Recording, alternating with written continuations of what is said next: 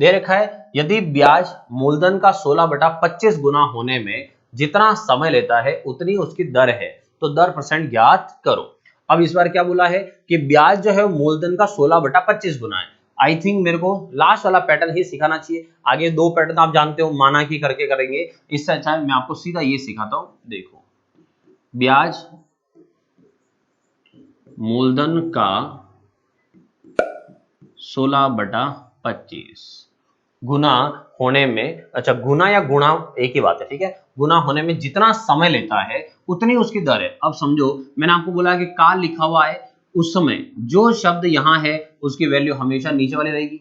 तो मूलधन कितना हो गया 25 रुपए, फिर यहाँ क्या लिखा हुआ ब्याज, वो ब्याज यहाँ से ये होगा, ब्याज कितना हुआ 16 रुपए, मूलधन पता है ब्याज पता है, और फिर क्या बोला है जितना समय है उतनी ही उसकी दर है। तो इसका मतलब समय और दर दोनों ही बराबर है, T बराबर R है। मतलब आप दोनों जगह भले समय लिखो या दोनों जगह भले दर लिखो, एक ही बात है। सवाल वाला क्या पूछा है, दर पूछा है, तो अपन को दर ज्ञात करनी है, तो फिर समय की जगह भी आप दर ही लिख दो। मतलब यहां पर मैं R लिखूं और यहां पर मैं R लिखूं, बात एक ही है, ताकि अलग अलग लिखना ही नहीं पड़े। अब सवाल करते हैं पूरा, तो सवाल में करना है क्या है, वही ब्याज का फॉर्मूला लगाना है, तो ब्याज का फॉर्मूला यूज करते हैं। ठीक है, ब्याज का फॉर्मूला आप सबको बार बार हर सवाल में ला रहा हूं मैं, पता ही अब तो, ब्याज बराबर मूलधन इंटू समय इंटू दर और बटा में 100।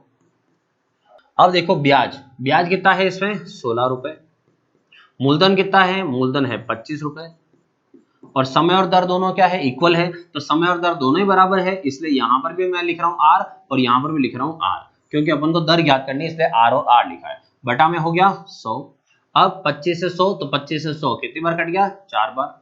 ठीक है, अब संख्याओं को इधर भेज दो, तो नीचे वाली संख्या इधर चलेगी, तो 16 इंटू 4, 16 इंटू 4 कितना 64, और यहां पर R इंटू R, तो R इंटू R कितना हो गया R का स्क्वायर, तो 64 आया है और वो R स्क्वायर का मान है, जबकि अपन को क्या निकालना है R का मान, कि अपन को तो दर पता करनी है।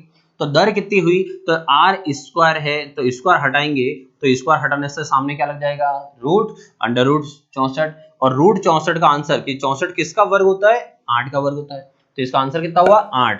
और दर है तो दर किसके अंदर आएगी प्रतिशत में, इसका मतलब कितने % की दर होगी दोस्तों 8% की दर। और अगर इसकी जगह समय पूछता कि कितना समय है, तो समय 8% दर है, तो समय कितना हो जाता 8 वर्ष हो जाता। क्लियर हो गया होगा आई थिंक। तो जब भी लिखना हो आपको आराम से वीडियो को रोक के लिख लिया करो, और अगर पहले ध्यान रखो सवाल जब मैं देता हूं तो वीडियो को रोक कर पहले सवाल किया करो। अगला सवाल देखो, यदि मिश्रधन मूलधन का 27/25 गुना 8 वर्ष में होता है, इस बार क्या लिखा है मिश्रधन मूलधन का, ठीक है, तो यहां पर है मिश्रधन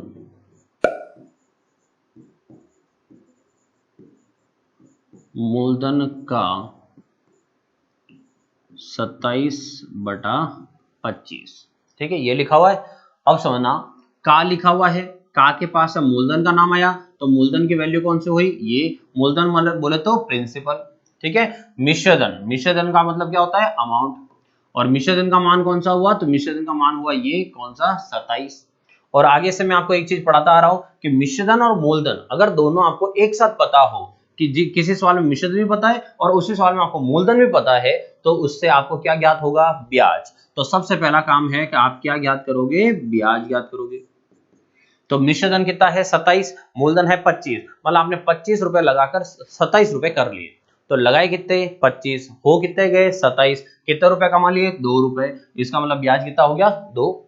मूलधन पता चल गया, ब्याज पता चल गया, और सवाल के अंदर देखो समय दे रखा है, तो समय कितना है 8 वर्ष, समय 8 वर्ष, इसका मतलब 3 चीजें पता है, तो चौथी आराम से ज्ञात हो जाएगी। तो यहां देखते हैं कैसे क्या करना है, वापस वही ब्याज का फॉर्मूला लगाओ, ब्याज 2, ब्याज बराबर मूलधन, मूलधन कितना 25, मूलधन इंटू समय इंटू दर और बटा 100, ये बटा में 100, ठीक है। अब 25 से 100 काट दो, कितनी बार 4 बार, और यहां से और कट रहा है तो यहां से ये भी काट सकते हो ऊपर नीचे, तो 4 से ये और कट रहा कौन 8, ये 2 बार, ठीक है। तो यहां से डायरेक्ट आमने सामने भी काट सकते हो, जिनको पता है वो काट सकते हैं कि बीच में जब भी बराबर हो तो ऊपर वाली संख्या से ऊपर वाली संख्या आमने सामने काट सकते हो, ठीक है। और नहीं पता हो तो फिर ऐसे करो 2 का 2, फिर 2 इंटू दर, अब आपको दर याद करनी है तो इसको इधर भेजोगे और गुणा वाली संख्या इधर आएगी तो कहां जाएगी, भाग में जाएगी, तो 2/2 इक्वल टू रेट दर। ठीक है, अब 2 से 2 कट गया और 2 से 2 कट गया कितना आया 1। इसका मतलब जो दर है वो दर कितने प्रतिशत की रही होगी, 1% की दर रही होगी। क्लियर हुआ? तो जब भी सवाल करो बेसिक चीजें अच्छे से, कॉन्सेप्ट हमेशा क्लियर किया करो और कोई भी सवाल समझ में नहीं आए या कहीं आपको दिक्कत आए, मतलब बार बार वीडियो देख सकते हो, फिर भी अगर दिक्कत हो तो आपके पास मेरा मोबाइल नंबर है, आप उस मोबाइल नंबर पे मुझे मैसेज कर दीजिए, मेरी टीम मुझे बता देगी, आपका सॉल्यूशन मैं आपको भिजवा दूंगा। क्लियर?